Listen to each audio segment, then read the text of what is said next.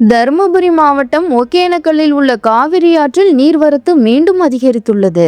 காவிரி நீர்பிடிப்பு பகுதிகளில் பெய்து வரும் கனமழை காரணமாக கர்நாடகாவில் உள்ள முக்கிய அணைகளில் இருந்து உபரி நீர் திறக்கப்பட்டுள்ளது.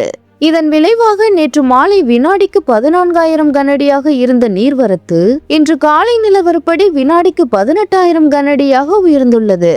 இது தொடர்ந்து மேலும் அதிகரிக்கும் என எதிர்பார்க்கப்படுகிறது. நீர்வரத்து அதிகமாக உள்ளதால் சுற்றுலா பயணிகளின் பாதுகாப்பு கருதி ஒகேனக்கல் அருவிகளில் குளிக்கவோ அல்லது பரிசல் சவாரி செய்யவோ மாவட்ட நிர்வாகம் தொடர்ந்து தடை விதித்துள்ளது.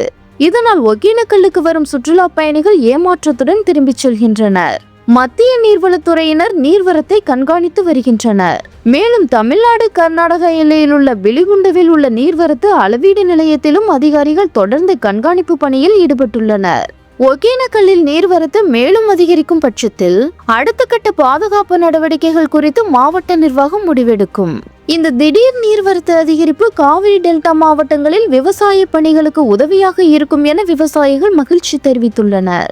இருப்பினும் நீர்வரத்து மேலும் அதிகரிக்கும் பட்சத்தில் கரையோர பகுதிகளில் வசிக்கும் மக்களுக்கு வெள்ள அபாயம் ஏற்பட வாய்ப்புள்ளது என்பதால் அவர்கள் எச்சரிக்கையுடன் இருக்குமாறு அறிவுறுத்தப்பட்டுள்ளது.